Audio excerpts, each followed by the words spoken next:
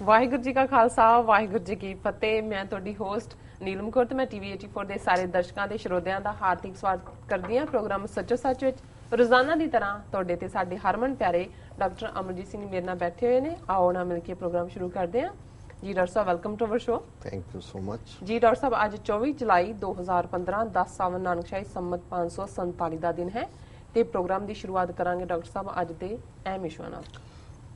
ਅੱਜ ਦੇ ਅਹਿਮ ਮੁੱਦੇ ਮੈਂ 2-3 ਪਿਕ ਕੀਤੇ ਨੇ, ਪਰ ਮੈਂ ਸਭ ਤੋਂ ਪਹਿਲਾਂ ਆਪਣੇ ਸਾਰੇ ਦਰਸ਼ਕਾਂ ਦਾ, ਸਰੋਤਿਆਂ ਦਾ ਸ਼ੁਕਰੀਆ ਅਦਾ ਕਰਨਾ ਚਾਹੁੰਦਾ ਜੀ, ਜਿਨ੍ਹਾਂ ਨੇ ਪਿਛਲੇ 24 ਘੰਟੇ 'ਚ ਖਾਸ ਤੌਰ ਤੇ ਜਿਹੜਾ ਸੁਪਰੀਮ ਕੋਰਟ ਦਾ ਫੈਸਲਾ ਸੀ ਜਿਸ 'ਚੋਂ ਕੋਈ ਰਾਤ 65 ਜਿਹੜੇ ਸਿੱਖ ਸਿਆਸੀ ਕੈਦੀ ਨੇ ਉਹਨਾਂ ਲਈ ਨਹੀਂ ਨਿਕਲੀ, ਉਸ ਦੇ ਉੱਤੇ ਜਿਹੜਾ ਸਾਡਾ ਕਾਮੈਂਟ ਸੀ ਔਰ ਉਸ ਨੂੰ ਅਸੀਂ ਐਨਾਲਾਈਜ਼ ਕੀਤਾ, ਉਸ ਲਈ ਉਹਨਾਂ ਨੇ ਸ਼ੁਕਰੀਆ ਅਦਾ ਕੀਤਾ ਕਿਉਂਕਿ ਉਹਨਾਂ ਨੇ ਕਿਹਾ ਵੀ ਬਹੁਤ ਸਾਰੇ ਮੀਡੀਆ 'ਚ ਇਹ ਖਬਰ ਇਸ ਤਰੀਕੇ ਨਾਲ ਲੱਗੀ ਸੀ ਜਿਵੇਂ ਇਸ ਦੇ ਨਾਲ ਬਾਪੂ ਸੂਰਤ ਸਿੰਘ ਹੋਰਾਂ ਦੇ ਵਰਤ ਨੂੰ ਖਤਮ ਕਰਨ ਦਾ ਰਾਹ ਪੱਧਰਾ ਹੋ ਗਿਆ ਔਰ ਜਿਵੇਂ ਕੋਈ ਬਹੁਤ ਵੱਡੀ ਰਾਤ ਦਿੱਤੀ ਹੈ। ਸੋ ਅਸੀਂ ਸਮਝਦੇ ਹਾਂ ਵੀ ਬਹੁਤ ਵਾਰ, ਹਾਲਾਂਕਿ ਕੱਲ ਸਵੇਰੇ ਹੀ ਜਦੋਂ ਇਹ ਖਬਰ ਆਈ ਤਾਂ ਕਈਆਂ ਨੇ ਵਧਾਈ ਦੀਆਂ ਕਾਲਾਂ ਵੀ ਕੀਤੀਆਂ ਔਰ ਮੈਂ ਉਹਨਾਂ ਨੂੰ ਕਿਹਾ ਕਿ ਜੀ ਨਹੀਂ, ਮੈਨੂੰ ਦੇਖ ਲੈਣ ਦਿਓ ਵੀ ਇਹ ਹੈ ਕੀ ਹੈ ਐਗਜ਼ੈਕਟਲੀ, ਔਰ ਸ਼ਾਮ ਤੱਕ ਜਿਹੜੀ ਹੈ ਪਿਕਚਰ ਬੜੀ ਕਲੀਅਰ ਹੋ ਚੁੱਕੀ ਸੀ। ਸੋ ਅਸੀਂ ਸਮਝਦੇ ਹਾਂ ਵੀ ਸੁਪਰੀਮ ਕੋਰਟ ਦਾ ਵੀ ਜਿਹੜਾ ਰਵੱਈਆ ਇਸ ਮੁੱਦੇ ਤੇ ਆਇਆ ਹੈ ਉਹ ਕੰਸਿਸਟੈਂਟ ਹੈ ਜੋ ਭਾਰਤ ਦੀ ਐਗਜ਼ੈਕਟਿਵ, ਪਾਰਲੀਮੈਂਟ ਔਰ ਜੁਡੀਸ਼ਰੀ ਦਾ ਰਵੱਈਆ ਹੈ। ਔਰ ਜਦੋਂ ਅਸੀਂ ਅੱਜ ਗੱਲਬਾਤ ਕਰ ਰਹੇ ਹਾਂ, ਬੇਸ਼ੱਕ ਬਾਪੂ ਸੂਰਤ ਸਿੰਘ ਹੋਰਾਂ ਦੇ ਇਸ ਮੰਗ ਬੰਦੀ, ਜਿਹੜੇ ਸਿਆਸੀ ਬੰਦੀ ਨੇ ਸਿੱਖ, ਉਹਨਾਂ ਦੀ ਰਿਹਾਈ ਦੇ ਮੁੱਦੇ ਤੇ ਘਟੀਆ ਸਿਆਸਤ ਤਾਂ ਕਰ ਹੀ ਰਹੇ ਨੇ। ਕੈਪਟਨ ਅਮਰਿੰਦਰ ਸਿੰਘ ਜਿਹੜਾ ਕਿ ਬਾਹਰ ਆਉਣ ਦੇ ਲਈ ਉਹਨੇ ਵੀ ਸ਼ੇਰਵਾਨੀ ਔਰ ਕੁਟਨੀ ਪਜਾਮੀ ਸਵਾਈ ਹੈ, ਉਹਨੇ ਵੀ ਬਿਆਨ ਦਿੱਤਾ ਹੈ ਕਿ ਜੀ ਅਸੀਂ ਬਾਪੂ ਸੂਰਤ ਸਿੰਘ ਦੀ ਮੰਗ ਦੇ ਨਾਲ ਸਹਿਮਤ ਹਾਂ ਕਿ ਬੰਦੀ ਸਿੱਖਾਂ ਦੀ ਰਿਹਾਈ ਹੋਣੀ ਚਾਹੀਦੀ ਹੈ, ਪਰ ਬਾਪੂ ਸੂਰਤ ਸਿੰਘ ਦੀ ਜਾਨ ਬੜੀ ਕੀਮਤੀ ਹੈ ਔਰ ਇਹ ਜਿਹੜੀ ਜਾਨ ਹੈ ਇਹਨੂੰ ਬਚਾਉਣ ਦੇ ਲਈ ਉਹਨਾਂ ਨੂੰ ਵਰਤ ਛੱਡ ਦੇਣਾ ਚਾਹੀਦਾ। ਸੋ ਮੈਂ ਸਮਝਦਾ ਵੀ ਕੈਪਟਨ ਅਮਰਿੰਦਰ ਸਿੰਘ ਨੇ ਦੇਖ ਲਿਆ ਵੀ ਅਕਾਲੀਆਂ ਦਾ ਕੀ ਹਸ਼ਰ ਹੋਇਆ ਬਾਹਰ, ਔਰ ਉਹ ਟਾਈਮਿੰਗ ਇਸ ਲਈ ਕਿ ਹੁਣ ਉਹਨੇ ਖੁਦ ਆਉਣਾ ਹੈ ਤਾਂ ਉਹਨੂੰ ਲੱਗਾ ਕਿ ਵੀ ਉਹਨਾਂ ਜਿਹੜੇ ਪਹਿਲੇ ਅਕਾਲੀ ਸੀ ਉਹਨਾਂ ਨੇ ਬਾਪੂ ਸੂਰਤ ਸਿੰਘ ਦੇ ਵਰਤ ਨੂੰ ਪਖੰਡ ਕਿਹਾ ਸੀ ਤੇ ਇਸ ਸਾਰੇ ਦਾ ਲਾਹਾ ਲੈਣ ਲਈ ਉਹਨੇ ਜਿਹੜੀ ਹੈ ਇਹ ਕੱਚ ਘਰੜ ਜਿਹੀ ਸਟੇਟਮੈਂਟ ਦਿੱਤੀ ਹੈ।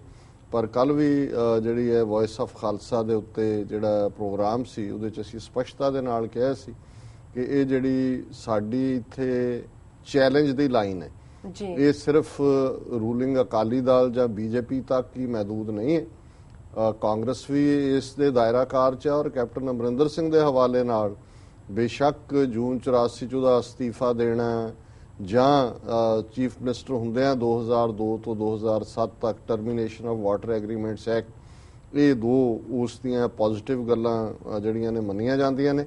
ਪਰ ਜਿਸ ਢੰਗ ਨਾਲ ਪਿਛਲੇ ਕੁਝ ਸਾਲਾਂ 'ਚ ਉਸ ਨੇ ਪੰਜਾਬ ਦੇ ਹਿੰਦੂਆਂ ਨੂੰ ਖੁਸ਼ ਕਰਨ ਦੇ ਲਈ ਜੋ ਜਿਹਾ ਰਵੱਈਆ ਅਖਤਿਆਰ ਕੀਤਾ, ਉਸ ਨੇ ਸੰਵਿਧਾਨ ਦੇ ਆਰਟੀਕਲ 25(b) ਦੀ ਵੀ ਹਮਾਇਤ ਕੀਤੀ ਜਦੋਂ ਉਹਨੇ ਬੜੇ ਇੱਕ ਜਿਹੜਾ ਮਜ਼ਾਕੀਆ ਔਰ ਬੜੇ ਰਿਡੀਕਿਊਲ ਕਰਨ ਵਾਲੇ ਅੰਦਾਜ਼ 'ਚ ਕਿਹਾ ਕਿ ਜੀ ਜੇ ਅਸੀਂ 500 ਸਾਲ ਪਹਿਲਾਂ ਅਸੀਂ ਕੀ ਸੀ। ਸੋ ਜ਼ਾਹਰ ਹੈ ਕਿ ਉਹ ਇਸ ਸਟੇਟਮੈਂਟ ਨਾਲ ਸੰਵਿਧਾਨ ਦੀ ਸਹਿਮਤ ਹੈ ਕਿ ਅਸੀਂ ਹਿੰਦੂ ਹਾਂ ਔਰ ਇਹਨਾਂ ਦਾ ਆਪਣਾ ਵਰਤਾਰਾ ਇਹੋ ਕੁਛ ਰਿਹਾ। ਨਟਵਰ ਸਿੰਘ ਦੀ ਆਪਣੀ ਸਕੀ ਭੈਣ ਜਿਹੜੀ ਹੈ, ਨਟਵਰ ਸਿੰਘ ਨੇ ਅਮਰਿੰਦਰ ਸਿੰਘ ਦੀ ਸਕੀ ਭੈਣ ਨਟਵਰ ਸਿੰਘ ਨੂੰ ਵਿਆਹੀ ਹੋਈ ਹੈ ਔਰ ਉਹ ਭਰਤਪੁਰ ਦਾ ਹਿੰਦੂ ਜਾਟ ਰਾਜਾ ਸੀ ਔਰ ਇਹ ਕਿਹਾ ਜਾਂਦਾ ਹੈ ਕਿ ਜਦੋਂ ਦਾਜ ਦਿੱਤਾ ਉਹਨੂੰ ਉਹ ਹੁੱਕਾ ਪੀਣ ਵਾਲਾ ਹੈ ਤੇ ਇਹਦੇ ਪਿਓ ਨੇ ਜਿਹੜਾ ਯਾਦਵਿੰਦਰ ਸਿੰਘ ਨੇ ਸੋਨੇ ਦਾ ਹੁੱਕਾ ਜਿਹੜਾ ਉਹ ਦਾਜ ਦੇ ਵਿੱਚ ਦਿੱਤਾ ਸੀ। ਪਰ ਆ ਪਿਛਲੇ ਦਿਨਾਂ 'ਚ ਜਿਹੜੀ ਹੈ ਉਹਦੀ ਆਪਣਾ ਸਕਾ ਭਣੇਵਾਂ ਜਿਹੜਾ ਹੈ ਉਸ ਦਾ ਵਿਆਹ ਜਿਹੜਾ ਹੈ ਹਿਮਾਚਲ ਪ੍ਰਦੇਸ਼ ਦੇ ਚੀਫ ਮਿਨਿਸਟਰ ਕਾਂਗਰਸੀ ਵੀਰਭੱਦਰ ਸਿੰਘ ਦੀ ਕੁੜੀ ਨਾਲ ਹੋਇਆ। ਸੋ ਇਹਨਾਂ ਦੇ ਲਈ ਤਾਂ ਕੋਈ ਉਹ ਹਿੰਦੂ ਤੇ ਸਿੱਖ ਇਹ ਤਾਂ ਆਸ਼ ਰਹੇ ਨੇ ਤੇ ਰਾਜੇ ਰਹੇ ਨੇ, ਇਹਨਾਂ ਲਈ ਕੋਈ ਫਰਕ ਨਹੀਂ ਹੈ। ਔਰ ਇਹ ਵੀ ਅਮਰਿੰਦਰ ਸਿੰਘ ਹੀ ਹੈ ਜਿਹਨੇ ਸਭ ਤੋਂ ਪਹਿਲਾਂ ਇਸ ਕਿਸਮ ਦਾ ਬਿਨਾਂ ਤੱਥਾਂ ਤੇ ਆਧਾਰਿਤ ਬਿਆਨ ਦਾਗਿਆ ਕਿ ਜੀ ਬਾਦਲ ਅੱਜ ਹਿੰਦੂਆਂ ਸਿੱਖ ਏਕਤਾ ਦੀ ਗੱਲ ਕਰਦਾ ਹੈ, ਜਿਹੜਾ 35,000 ਹਿੰਦੂ ਪੰਜਾਬ 'ਚ ਅੱਤਵਾਦ ਦੇ ਦੌਰ 'ਚ ਮਾਰਿਆ ਗਿਆ ਉਹਨਾਂ ਦਾ ਕਿਉਂ ਨਹੀਂ ਕੁਛ ਕੀਤਾ ਗਿਆ। ਸੋ ਇਸ ਗੱਲ ਨੂੰ ਜਿਹੜਾ ਉਹ ਧਿਆਨ ਦਿੱਤੇ ਬਿਨਾਂ ਵੀ ਕਿਸ ਤਰੀਕੇ ਦੇ ਨਾਲ ਇਹ ਬਿਲਕੁਲ ਮਹਿਜ਼ ਝੂਠ ਉਹ ਬੋਲ ਰਿਹਾ ਹਿੰਦੂਆਂ ਨੂੰ ਖੁਸ਼ ਕਰਨ ਲਈ ਇਹ ਸਟੇਟਮੈਂਟ ਦਾ ਦੇਣਾ। ਔਰ ਫਿਰ ਕਿਉਂਕਿ ਸਾਡੇ ਲੋਕਾਂ ਦੀ ਯਾਦਾਸ਼ਤ ਘੱਟ ਹੈ, ਪੜ੍ਹਨ ਦਾ ਸ਼ੌਕ ਨਹੀਂ ਹੈ, 2002 ਦੇ ਵਿੱਚ ਇਹ ਜਦੋਂ ਮੁੱਖ ਮੰਤਰੀ ਬਣਿਆ, ਇਹਨੇ 200 ਕਰੋੜ ਦੇ ਕਰੀਬ ਰੁਪਈਆ ਜਿਹੜਾ ਉਹ ਬਜਟ ਦੇ ਵਿੱਚ ਰੱਖਿਆ ਕਿ ਜਿੰਨੇ ਪੁਲਸੀਏ ਜਿਹੜੇ ਉਸ ਵੇਲੇ ਤੱਕ ਜਿਹੜੇ ਸਿੰਘਾਂ ਨੂੰ ਮਾਰਨ ਦੇ ਜਾਂ ਹੋਰ ਜ਼ਿਆਦਤੀਆਂ ਦੇ ਮੁਕੱਦਮਿਆਂ 'ਚ ਫਸੇ ਹੋਏ ਸਨ, ਕੁਝ ਸਸਪੈਂਡ ਸਨ, ਕੁਝ ਜਿਹੜੇ ਨੇ ਲਾਈਨ ਹਾਜ਼ਰ ਕੀਤੇ ਸੀ, ਉਹ ਸਾਰੇ ਰੀਇਨਸਟੇਟ ਕੀਤੇ ਨੇ। ਔਰ 200 ਕਰੋੜ ਰੁਪਈਆ ਰੱਖਿਆ ਕਿ ਜੀ ਇਹ ਡਿਫੈਂਡ ਗਵਰਨਮੈਂਟ ਕਰੇਗੀ ਪੰਜਾਬ ਦੀ ਇਹਨਾਂ ਦੇ ਕੇਸਾਂ ਨੂੰ। ਸੋ ਇਹ ਪਹਿਲੀ ਵਾਰ ਕਿਤੇ ਹੋਇਆ ਕਿ ਇੱਕ ਜਿਹੜਾ ਕ੍ਰਿਮੀਨਲ ਹੈ, ਕ੍ਰਿਮੀਨਲ ਇਨ ਯੂਨੀਫਾਰਮ, ਉਹਨੂੰ ਟੈਕਸ ਪੇਅਰ ਮਨੀ ਦੇ ਨਾਲ ਜਿਹੜਾ ਡਿਫੈਂਸ ਦੇਣਾ। ਸੋ ਅਸੀਂ ਸਮਝਦੇ ਹਾਂ ਵੀ ਇਹ ਕੋਈ ਉਤਲੀਆਂ ਜਿਹੀਆਂ ਗੱਲਾਂ ਕਰਕੇ 2-4 ਇਸ ਨਾਲ ਕੋਈ ਕਹੇ, ਔਰ ਉਹਦਾ ਸਬੰਧ ਉਸੇ ਹੀ ਪਾਰਟੀ ਨਾਲ ਹੈ। ਬੇਸ਼ੱਕ ਜੂਨ 84 ਚ ਉਹਨੇ ਅਸਤੀਫਾ ਦਿੱਤਾ ਔਰ ਮੁੜ ਕੇ ਸੱਤਾ ਦੀ ਭੁੱਖ ਇੱਧਰ ਨਹੀਂ ਪੂਰੀ ਹੋਈ, ਫਿਰ ਉੱਧਰ ਜਾ ਵੜੇ। ਹੁਣ ਉਹ ਡਿਪਟੀ ਲੀਡਰ ਹੈ ਕਾਂਗਰਸ ਪਾਰਟੀ ਦਾ ਪਾਰਲੀਮੈਂਟ ਦੇ ਵਿੱਚ। ਔਰ ਅਸੀਂ ਸਮਝਦੇ ਹਾਂ ਕਿ ਇਸ ਮੁੱਦੇ ਦੇ ਉੱਤੇ ਵੀ ਕੈਪਟਨ ਅਮਰਿੰਦਰ ਸਿੰਘ ਜੇ ਬਾਹਰ ਆਉਂਦਾ ਤਾਂ ਉਸ ਦਾ ਵੀ ਉਸੇ ਢੰਗ ਦੇ ਨਾਲ ਹੀ ਇੱਥੇ ਸਵਾਗਤ ਹੋਏਗਾ ਜਿਵੇਂ ਕਿ ਪਹਿਲਿਆਂ ਦਾ ਹੋਇਆ। ਔਰ ਕੱਲ ਹੀ ਯੂਬਾ ਸਿਟੀ 'ਚ ਇੱਕ ਹੋਰ ਅਕਾਲੀਆਂ ਦਾ MLA ਜਿਹੜਾ ਕਿ ਗੜ੍ਹਸ਼ੰਕਰ ਕੰਸਟੀਚੁਐਂਸੀ ਨੂੰ ਰਿਪਰੈਜ਼ੈਂਟ ਕਰਦਾ ਹੈ, ਉਹਦਾ ਫੰਕਸ਼ਨ ਇੱਕ ਰੈਸਟੋਰੈਂਟ ਦੇ ਵਿੱਚ ਰੱਖਿਆ ਹੋਇਆ ਸੀ। ਔਰ ਉੱਥੇ ਜਿਹੜੇ ਹੈ ਬਹੁਤ ਵੱਡੀ ਗਿਣਤੀ ਸਿੱਖ ਨੌਜਵਾਨ ਪਹੁੰਚ ਗਏ ਤੇ ਫਿਰ ਉਹ ਰੈਸਟੋਰੈਂਟ ਤਾਂ ਪਤਾ ਹੀ ਨਹੀਂ ਲੱਗਾ ਵੀ ਕਿੱਧਰ ਗਏ, ਉਹ ਪਿੱਛੋਂ ਦੀ ਕਿਤੇ ਕੱਢ ਕੁੱਟ ਕੇ ਫਿਰ ਕਿਸੇ ਦੇ ਘਰ ਜਾ ਕੇ ਉਹਨਾਂ ਨੇ ਫੰਕਸ਼ਨ ਕੀਤਾ। ਸੋ ਅਸੀਂ ਕੈਲੀਫੋਰਨੀਆ ਯੂਬਾ ਸਿਟੀ 'ਚ ਵਾਕਿਆ ਹੋਇਆ, ਸੈਕਰਾਮੈਂਟੋ ਪਹਿਲਾਂ ਹੋ ਚੁੱਕਾ ਹੈ ਜਿਹਦੇ 'ਚ ਕਿ ਉਹਨਾਂ ਨੂੰ ਸਮਾਗਮ ਨਹੀਂ ਕਰਨ ਦਿੱਤਾ ਗਿਆ। ਸੋ ਅਸੀਂ ਸਮਝਦੇ ਹਾਂ ਵੀ ਇਹ ਸੈਕਰਾਮੈਂਟੋ, ਯੂਬਾ ਸਿਟੀ, ਇਹ ਸਾਰੇ ਇਲਾਕੇ ਦੀਆਂ ਸਿੱਖ ਸੰਗਤਾਂ ਵਧਾਈ ਦੀਆਂ ਪਾਤਰ ਨੇ। ਔਰ ਸੁਪਰੀਮ ਕੋਰਟ ਦੇ ਹਵਾਲੇ ਨਾਲ ਹੀ ਜਦੋਂ ਅਸੀਂ ਕੱਲ ਗੱਲ ਕੀਤੀ ਸੀ ਕਿ ਬੇਸ਼ੱਕ ਕਹਿਣ ਨੂੰ 5 ਮੈਂਬਰੀ ਕਨਸਟੀਟਿਊਸ਼ਨਲ ਜਿਹੜਾ ਬੈਂਚ ਜਿਸ ਨੂੰ ਹੈੱਡ ਕਰ ਰਿਹਾ ਚੀਫ ਜਸਟਿਸ, ਔਰ ਅੱਜ ਇੱਕ ਹੋਰ ਫੈਸਲਾ ਜਿਹੜਾ ਕਿ ਇਹ ਦੱਸਦਾ ਹੈ ਕਿ ਕਿਸ ਲੈਵਲ ਦੇ ਲੋਕ ਜਾਂ ਕਿਸ ਹਿੰਦੂਤਵਾ ਬਿਰਤੀ ਦੇ ਲੋਕ ਅੱਜ ਸੁਪਰੀਮ ਕੋਰਟ ਦੇ ਜਸਟਿਸ ਬਣੇ ਨੇ। ਔਰ ਜਿਹੜਾ ਚੀਫ ਜਸਟਿਸ HL ਦੱਤੂ, ਉਸ ਨੇ ਇੱਕ ਹੋਰ ਫੈਸਲਾ ਜਿਹੜਾ ਅੱਜ ਦਿੱਤਾ ਹੈ, ਉਸ ਤੋਂ ਇਹਨਾਂ ਦੀ ਫਿਰਕੂ ਹਿੰਦੂ ਜ਼ਹਿਨੀਅਤ ਪੂਰੀ ਤਰ੍ਹਾਂ ਸਾਹਮਣੇ ਆਉਂਦੀ ਹੈ। ਇੱਕ ਆਰਗੇਨਾਈਜੇਸ਼ਨ ਹੈ ਮੁਸਲਮਾਨ ਨੌਜਵਾਨਾਂ ਦੀ ਜਿਸ ਨੇ students Islamic organisation of India, ਉਹਨਾਂ ਨੇ ਕੋਰਟ ਦੇ ਵਿੱਚ ਇੱਕ ਅਪੀਲ ਪਾਈ ਜਾਂ ਕੋਰਟ ਦੇ ਵਿੱਚ ਪੈਟੀਸ਼ਨ ਕੀਤੀ ਕਿਉਂਕਿ ਜਿਹੜਾ ਮੈਡੀਕਲ ਐਗਜ਼ਾਮ CBSE ਹੁੰਦਾ ਹੈ, central board of secondary education, ਉਹਨਾਂ ਨੇ ਇਹ ਪਾਬੰਦੀ ਲਾ ਦਿੱਤੀ ਹੈ ਕਿ ਵੀ ਕੋਈ ਵੀ ਬੁਰਕੇ ਦੇ ਨਾਲ ਜਾਂ ਸਿਰ ਢੱਕ ਕੇ ਸਿਰ ਦੇ ਸਕਾਫ ਦੇ ਨਾਲ ਪ੍ਰੀਖਿਆ ਦੇ ਵਿੱਚ ਨਹੀਂ ਬੈਠ ਸਕਦਾ। ਇਹ CBSE ਸੈਂਟਰ ਗਵਰਨਮੈਂਟ ਦਾ ਬੋਰਡ ਹੈ। ਹੁਣ CBSE ਦੇ ਇਸ ਫੈਸਲੇ ਦੇ ਖਿਲਾਫ ਇਸ ਸਟੂਡੈਂਟ ਆਰਗੇਨਾਈਜੇਸ਼ਨ ਨੇ ਸੁਪਰੀਮ ਕੋਰਟ ਦੇ ਵਿੱਚ ਪੈਟੀਸ਼ਨ ਕੀਤੀ ਕਿ ਭਾਈ ਇਹ ਸਾਡੇ ਧਰਮ ਦੇ ਵਿੱਚ ਦਖਲਅੰਦਾਜ਼ੀ ਹੈ। ਹਿਜਾਬ ਦਾ ਪਹਿਨਣਾ ਜਿਹੜਾ ਸਿਰ ਨੂੰ ਢੱਕ ਕੇ ਰੱਖਣਾ ਹੈ ਸਾਡੇ ਇਸਲਾਮ ਦੇ ਧਰਮ ਦਾ ਹਿੱਸਾ ਹੈ ਔਰ ਇਹ ਹੱਕ ਜਿਹੜਾ CBSE ਨੂੰ ਨਹੀਂ ਹੈ ਕਿ ਉਹ ਜਿਹੜਾ ਇਸ ਬਹਾਨੇ ਸਾਡੇ ਧਾਰਮਿਕ ਇਸ ਮਾਮਲੇ 'ਚ ਦਖਲਅੰਦਾਜ਼ੀ ਕਰੇ ਜੀ। ਔਰ ਬੈਂਚ ਚੀਫ ਜਿਹੜਾ ਸੁਪਰੀਮ ਕੋਰਟ ਦਾ ਜਿਹਦੇ 'ਚ ਚੀਫ ਜਸਟਿਸ HL ਦੱਤੂ ਬੈਠਾ ਸੀ, ਉਹਨਾਂ ਨੇ ਜੋ ਦਿੱਤਾ ਹੈ ਔਰ ਮੀਡੀਆ ਦੀ ਅੱਜ ਮੇਨ ਨਿਊਜ਼ ਹੈ ਦਾ supreme court on Friday declined to interfere with the dress code prescribed by CBSE for candidates appearing for AIPMT exam on Saturday, barring them from wearing either a headscarf, full sleeve shirt or burqa. ਹੁਣ ਉਹਦੇ 'ਚ ਕੱਲੀਆਂ ਤਿੰਨ ਉਹਨਾਂ ਨੇ ਕਿਹਾ ਜੀ ਨਾ ਕੋਈ ਬੁਰਕਾ ਪਾ ਸਕਦਾ, ਨਾ ਫੁੱਲ ਸਲੀਵ ਸ਼ਰਟ ਪਾ ਸਕਦਾ, ਨਾ ਸਿਰ ਢੱਕ ਸਕਦਾ। ਸੁਪਰੀਮ ਕੋਰਟ ਨੇ ਕਿਹਾ ਜੀ ਅਸੀਂ ਇਹ ਜਿਹੜਾ ਆਰਡਰ ਹੈ CBSE ਦਾ, ਇਹਦੇ 'ਚ ਅਸੀਂ ਦਖਲਅੰਦਾਜ਼ੀ ਨਹੀਂ ਕਰ ਸਕਦੇ। ਔਰ ਇਸ 'ਚ ਜਿਹੜੀ ਸਭ ਤੋਂ ਦੁੱਖ ਦੇਣ ਵਾਲੀ ਟਿੱਪਣੀ ਈਵਨ ਇਸ HL ਦੱਤੂ ਨੇ ਕਹੀ, ਉਹਨੇ ਕਿਹਾ if you appear in an examination without a scarf your faith will not disappear, ਕਿ ਜੇ ਤੁਸੀਂ ਬੈਠ ਗਏ ਸਕਾਰਫ ਤੁਹਾਡੇ ਨਹੀਂ ਹੈ ਤੇ ਤੁਹਾਡਾ ਕੋਈ ਮਜ਼ਹਬ ਉੱਡ ਥੋੜੀ ਜਾਏਗਾ। ਹੁਣ ਇਹੀ ਆਰਗੂਮੈਂਟ ਅੱਜ ਇਹ ਗੱਲ ਬੁਰਕਾ, ਸਕਾਰਫ ਜਾਂ ਫੁੱਲ ਸ਼ਰਟ ਜਿਹੜੀ ਹੈ ਉਹ ਪਾਉਣ ਤੇ ਹੈ, ਕੱਲ ਨੂੰ ਇਹੀ ਆਰਗੂਮੈਂਟ ਟਰਬਨ ਤੇ ਵੀ ਹੋਏਗਾ। ਔਰ ਕੱਲਾ ਇਹੀ ਨਹੀਂ ਹੈ ਵੀ ਮੁਸਲਮਾਨ ਬੀਬੀਆਂ ਜਾਂ ਬੱਚੀਆਂ ਹਿਜਾਬ ਪਹਿਨਦੀਆਂ ਨੇ, ਜਿਹੜੀਆਂ ਸਿੱਖ ਬੀਬੀਆਂ ਬੱਚੀਆਂ ਦਸਤਾਰ ਸਜਾਉਂਦੀਆਂ ਨੇ ਔਰ ਸਿੱਖ ਜਿਹੜੇ ਬੈਠਣਗੇ ਕੱਲ ਨੂੰ ਇਹ ਕਹਿਣਗੇ ਜੀ ਇਹ CBSE ਦਾ ਰੂਲ ਹੈ, ਤੁਸੀਂ ਸਿਰ ਢੱਕ ਕੇ, ਕਿਉਂਕਿ ਫਰਾਂਸ ਦਾ ਜਿਹੜਾ ਲਾਅ ਸੀ ਔਸਟੈਂਸਿਬਲ ਸਾਈਨਸ ਆਫ ਰਿਲੀਜਨ 2004 ਚ ਕਿ ਜੀ ਨਹੀਂ ਕਰ ਸਕਦੇ, ਉਹ ਫੋਕਸ ਤਾਂ ਸੀ ਮੁਸਲਮਾਨਾਂ ਦੇ ਉੱਤੇ ਕਿਉਂਕਿ ਫਰਾਂਸ ਦੇ ਵਿੱਚ 6 ਮਿਲੀਅਨ ਮੁਸਲਮਾਨ ਰਹਿੰਦੇ ਨੇ ਫ੍ਰੈਂਚ ਗਵਰਨਮੈਂਟ ਯੂਰਪੀਅਨਸ ਨੂੰ, ਅਮਰੀਕਨਾਂ ਨੂੰ ਮੈਸੇਜ ਦੇਣਾ ਚਾਹੁੰਦੀ ਸੀ ਕਿ ਅਸੀਂ ਵੀ ਤੁਹਾਡੇ ਵਾਂਗੂ ਐਂਟਾਈ ਮੁਸਲਿਮ ਹੈ। ਔਰ ਉਦੋਂ ਵੀ ਸਿੱਖ ਜਿਹੜੇ ਉੱਥੇ ਬੈਠੇ ਸੀ ਉਹਨਾਂ ਨੇ ਪਹਿਲੀ ਸਟੇਜ ਤੇ ਧਿਆਨ ਨਹੀਂ ਦਿੱਤਾ। ਉਹਨਾਂ ਨੇ ਕਿਹਾ ਜੀ ਇਹ ਤਾਂ ਜਿਹੜਾ ਇਹ ਸਾਡੇ ਕਿਵੇਂ ਇੰਟਰਫੀਅਰ ਕਰ ਸਕਦੇ ਨੇ ਫ੍ਰੈਂਚ, ਔਰ ਉਹਦਾ ਖਮਿਆਜ਼ਾ ਅਲਟੀਮੇਟਲੀ ਸਾਨੂੰ ਭੁਗਤਣਾ ਪਿਆ ਔਰ ਅੱਜ ਵੀ ਅਸੀਂ ਭੁਗਤ ਰਹੇ ਹਾਂ।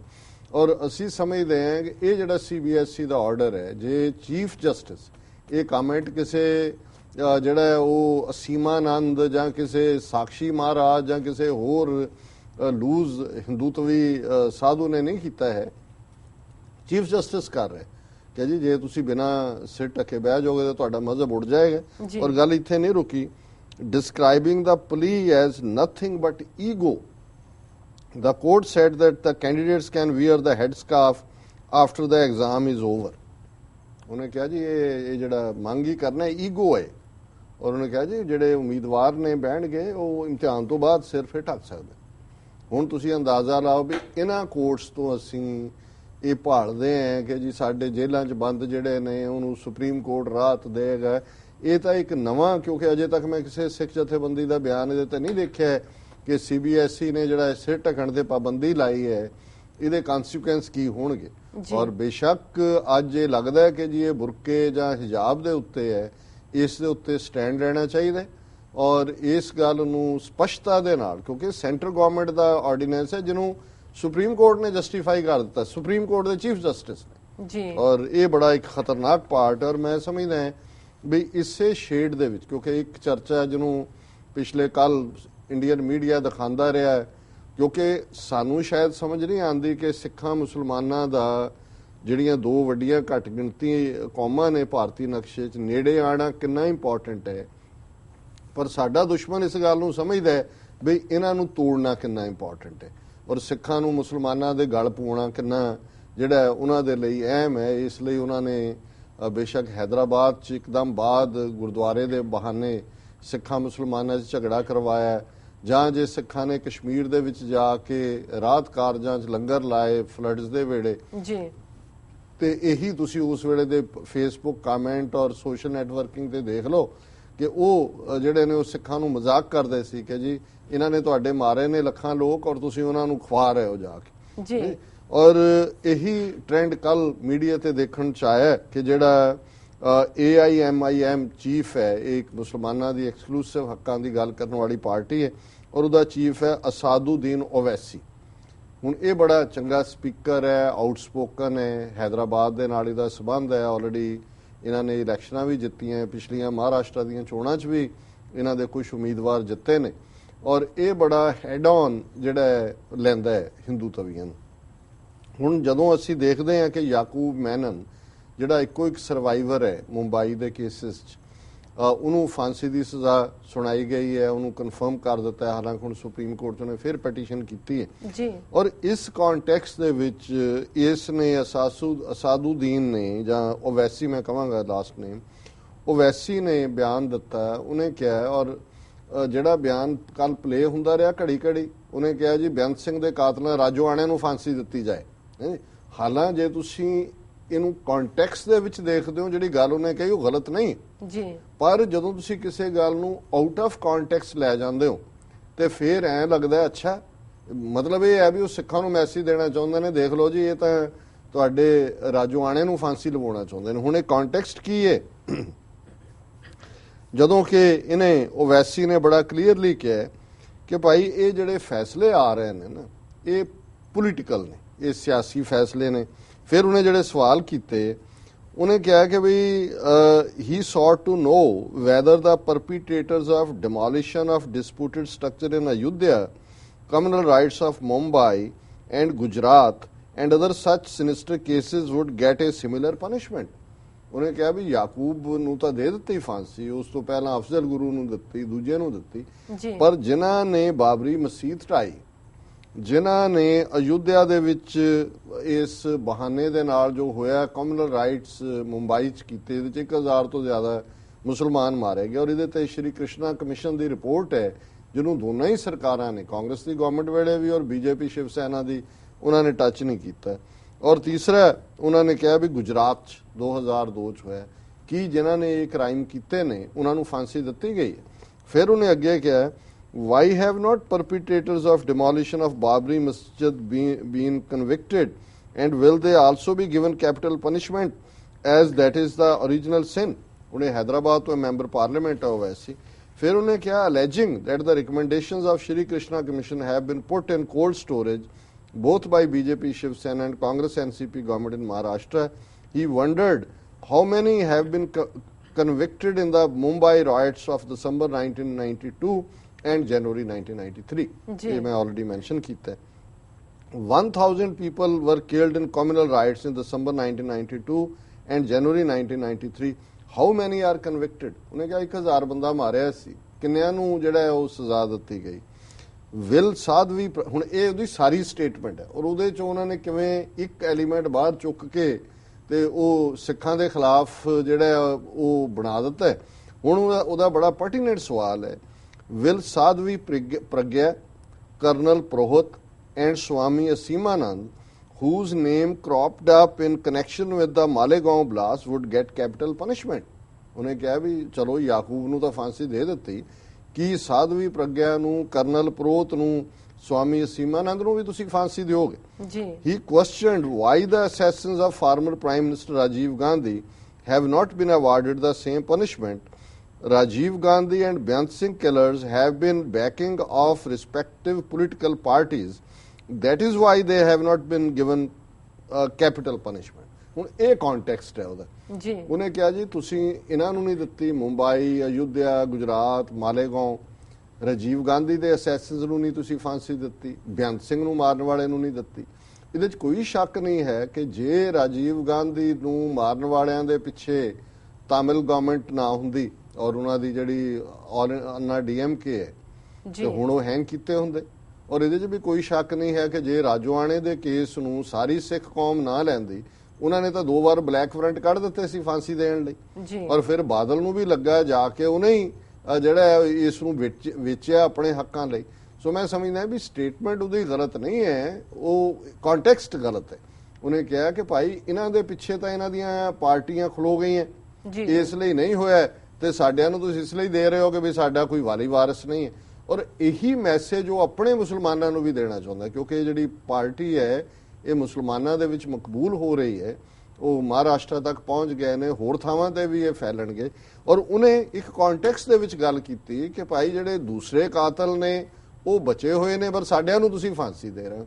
ਔਰ ਇਸੇ ਕੰਟੈਕਸਟ ਜੇ ਤੁਸੀਂ ਹਿੰਦੂਤਵਾ ਦਾ ਰਿਐਕਸ਼ਨ ਦੇਖਣਾ ਤੇ ਜਿਹੜਾ MP ਹੈ ਸਾਕਸ਼ੀ ਮਹਾਰਾਜ ਜਿਹੜਾ ਬਣਿਆ ਹੋਇਆ, ਉਹਨੇ ਫੌਰਨ ਹੀ ਬਿਆਨ ਦਿੱਤਾ.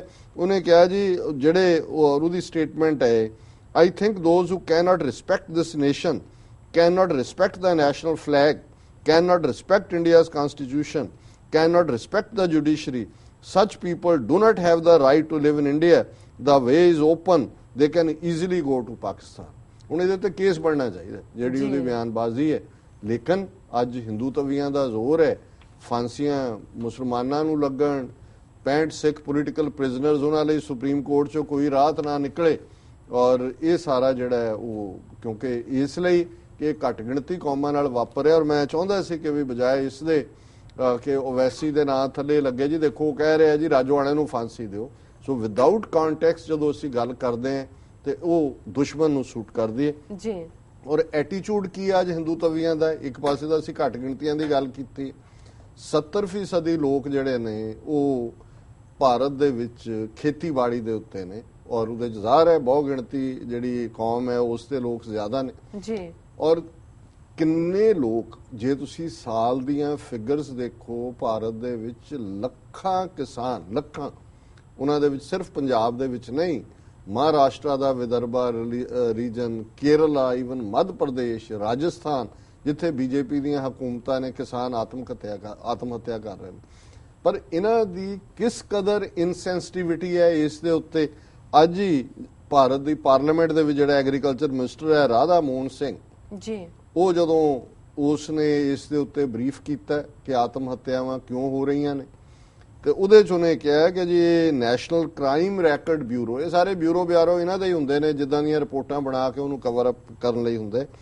ਉਹਦੇ 'ਚ ਉਹਨੇ ਕਿਹਾ ਜੀ ਕਿ ਵੀ ਇਸ ਲਈ ਕਿਸਾਨ ਨਹੀਂ ਆਤਮ ਹੱਤਿਆ ਕਰ ਰਹੇ, ਕਿ ਉਹਨੇ ਕਿਹਾ ਵੀ ਹਾਂ ਡੈਟ ਵੀ ਹੋ ਸਕਦਾ ਹੈ, ਪਰ ਅਸਲੀ ਕਾਰਨ ਕਿਸਾਨਾਂ ਦਾ ਕੀ ਹੈ. ਔਰ ਟ੍ਰਿਬਿਊਨ ਦੀ ਖਬਰ ਹੈ Parliament erupted angrily on Friday when Agriculture Minister Radha Mohan Singh cited love affairs and high rates of impotency among farmers as causes for their rising suicide. ਉਹਨੇ ਕਿਹਾ ਜੀ ਇਹ ਜਿਹੜੇ ਕਿਸਾਨ ਆਤਮ ਹੱਤਿਆ ਕਰ ਰਹੇ ਨੇ ਇਹ ਪਿਆਰ ਇਹਨਾਂ ਦੇ ਸੰਬੰਧ ਅਫੇਅਰਸ ਨੇ, ਲਵ ਅਫੇਅਰ ਫੇਲ ਹੋ ਗਿਆ, ਪ੍ਰੇਮੀ ਨੂੰ ਪ੍ਰੇਮਿਕਾ ਨਹੀਂ ਮਿਲੀ, ਉਹਨੇ ਆਪਣੇ ਆਪ ਨੂੰ ਫਾਹ ਲੈ ਲਿਆ। ਔਰ ਦੂਸਰਾ ਉਹਨੇ ਕਿਹਾ ਜੀ ਜਿਹੜੇ ਇਹ ਤਾਂ ਕੁਆਰੇ ਕਰ ਰਹੇ ਨੇ ਲਵ ਅਫੇਅਰ, ਜਿਹੜੇ ਵਿਆਹ ਕਰ ਰਹੇ ਨੇ ਉਹ ਇਸ ਲਈ ਕਰ ਰਹੇ ਨੇ ਜੀ ਕਿ ਉਹ ਨਪੁੰਸਕ ਨੇ, ਇੰਪੋਰਟੈਂਟ ਨੇ, ਬੱਚੇ ਨਹੀਂ ਜੰਮ ਸਕਦੇ ਹੋ, ਔਰ ਇਸ ਲਈ। ਹੁਣ ਇਸ ਤੋਂ ਵੱਡੀ ਇਨਸੈਂਸਿਟੀਵਿਟੀ ਔਰ ਕਿਸ ਲੈਵਲ ਤੇ ਜਾ ਕੇ ਪੰਜਾਬ ਦੇ ਇੱਕ ਕਿਸਾਨ ਦਾ ਕੇਸ ਕਿਸ ਲੈਵਲ ਤੇ ਗਿਆ ਕਿ ਜਿਹੜਾ ਉਹਨੂੰ ਰਾਹੁਲ ਗਾਂਧੀ ਨੂੰ ਮਿਲਿਆ, ਉਹਨੂੰ ਬਰੀਫ ਕੀਤਾ ਔਰ ਕੁਝ ਦਿਨ ਬਾਅਦ ਉਹਨੇ ਕਿਹਾ ਜੀ ਮੇਰੇ ਤੇ ਇੰਨਾ ਕਰਜ਼ਾ ਹੈ, ਕੁਝ ਦਿਨਾਂ ਬਾਅਦ ਉਹਨੇ ਆਤਮਘਾਤ ਕਰ ਲਿਆ। ਔਰ ਜਿਸ ਤੇਜ਼ੀ ਦੇ ਨਾਲ ਇਹ ਸਾਰੇ ਭਾਰਤ ਭਰ ਦੇ ਵਿੱਚ ਕਿਸਾਨਾਂ ਦਾ ਹਾਲ ਹੈ ਔਰ ਆਉਣ ਵਾਲੇ ਮਹੀਨਿਆਂ 'ਚ ਹੋਰ ਵੀ ਜ਼ਿਆਦਾ ਹੋਣਗੇ, ਕਿਉਂਕਿ ਕੱਲ ਹੀ ਮੈਂ ਦੇਖ ਰਿਹਾ ਸੀ ਕਿ ਮਹਾਰਾਸ਼ਟਰ ਦੇ ਜਿਸ ਰੀਜਨ 'ਚ ਅਨੀਅਨ ਹੁੰਦੇ ਨੇ, ਪਿਆਜ਼ ਹੁੰਦੇ ਨੇ, ਔਰ ਏਸ਼ੀਆ ਦਾ ਸਭ ਤੋਂ ਵੱਡਾ ਉਹ ਸੈਂਟਰ ਹੈ ਪਿਆਜ਼ ਪੈਦਾ ਕਰਨ ਦਾ, ਇਹਨਾਂ ਨੇ ਕੁਝ ਕੀਮਤਾਂ ਤੋਂ ਚੱਕਿਆ ਕੰਮ ਔਰ 100% ਜਿਹੜੀ ਕੀਮਤ ਹੈ ਉਹ ਗੰਢਿਆਂ ਦੀ ਵੱਧ ਗਈ ਹੈ, ਉਹ ਦੁੱਗਣੀ ਕੀਮਤ ਦੇ ਉੱਤੇ ਉਹ ਵਿਕ ਰਹੇ ਨੇ ਔਰ ਕਿਸਾਨਾਂ ਦੇ ਪੱਲੇ ਫੇਰ ਕੁਛ ਨਾ ਪੈਣ ਦੀ ਲਾਈਨ ਹੈ। ਸੋ ਬਜਾਏ ਇਸ ਦੇ ਕਿ ਇਹ ਹਕੂਮਤ ਜਿਹੜੀ ਕਿ ਲੈਂਡ ਐਕੁਜੀਸ਼ਨ ਐਕਟ ਦੇ ਥੱਲੇ 4 ਵਾਰ ਇਹਨਾਂ ਨੇ ਆਰਡੀਨੈਂਸ ਜਾਰੀ ਕਰਕੇ ਧੱਕੇ ਨਾਲ ਉਹ ਕਾਨੂੰਨ ਪਾਸ ਕਰਵਾਉਣਾ ਚਾਹੁੰਦੇ ਨੇ ਜਿਹਦੇ ਥੱਲੇ ਜਿਹੜੇ ਬਾਕੀ ਕਿਸਾਨ ਜਿਹੜੇ ਜਿੰਨੀਆਂ ਉਹਨਾਂ ਕੋਲ ਜ਼ਮੀਨਾਂ ਨੇ ਉਹ ਵੀ ਖੋਹ ਲੈਣ ਜੀ।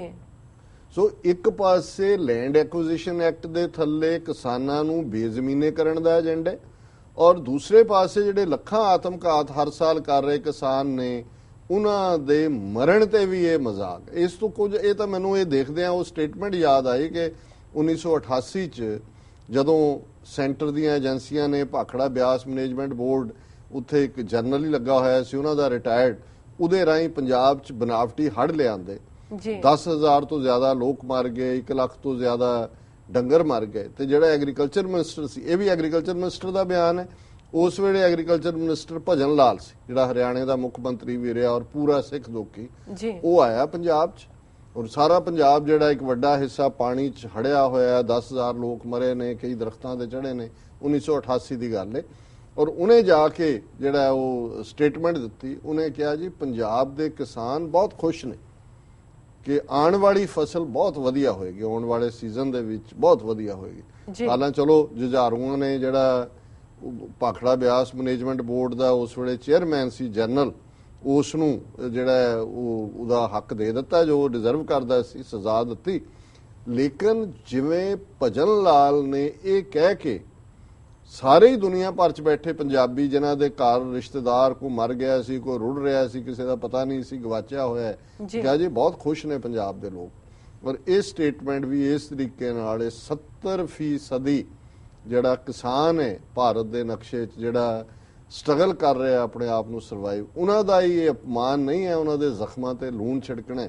ਤੇ ਇਹ ਹੀ ਹਿੰਦੂ ਤਵੀਆਂ ਦਾ ਏਜੰਡਾ ਹੈ ਕਿ ਨਾ ਮਰਨੇ की इजाजत ना इजाजत फरियाद की है, घुट घुट के मर जाएं ये मर्जी ਮੇਰੇ ਸਯਾਦ ਕੀ ਹੈ। ਇਹ ਸ਼ਿਕਾਰੀ ਨੇ ਤੇ ਇਹ ਇਸ ਤਰੀਕੇ ਦੇ ਨਾਲ ਭਾਰਤ ਦੀ ਕਿਸਾਨੀ ਵੀ ਔਰ ਘੱਟ ਗਿਣਤੀਆਂ ਦੇ ਲਈ ਜੋ ਸੁਪਰੀਮ ਕੋਰਟ ਨੇ ਦਿੱਤਾ ਤੋਹਫਾ, ਉਹਨਾਂ ਨੇ ਕਿਹਾ ਜੀ ਆ ਤੁਹਾਡੇ ਜਿਹੜੇ ਸਿਰ ਢੱਕਣਾ ਇਮਤਿਹਾਨ ਤੋਂ ਬਾਅਦ ਢੱਕ ਲੈਣਾ, ਜੇ ਸਿਰ ਤੋਂ ਲਾ ਦਿਓਗੇ ਕੁਝ ਇਹ ਕਿਹੜਾ ਤੁਹਾਡਾ ਮਜ਼ਹਬ ਦੌੜ ਚੱਲਿਆ, ਇਹ ਸੁਪਰੀਮ ਕੋਰਟ ਦਾ ਚੀਫ ਜਸਟਿਸ ਕਹਿ ਰਿਹਾ ਜੀ। ਸੋ ਇਹ ਦੱਸ ਰਿਹਾ ਵੀ ਅੱਛੇ ਦਿਨ ਆ ਗਏ ਜੀ। ਬਿਲਕੁਲ ਡਾਕਟਰ ਸਾਹਿਬ, ਇਸ ਨਾਲ ਲੈਣੇ ਬ੍ਰੇਕ। ਵਿਊਅਰਸ, ਵਿਚਾਰਾਂ ਦਾ ਸਿਲਸਿਲਾ ਇਸ ਤਰ੍ਹਾਂ ਚੱਲਦਾ ਰਹੇਗਾ। ਮਿਲਦੇ ਹਾਂ ਛੋਟੇ ਜਿਹੇ ਵਕਫੇ ਤੋਂ ਬਾਅਦ।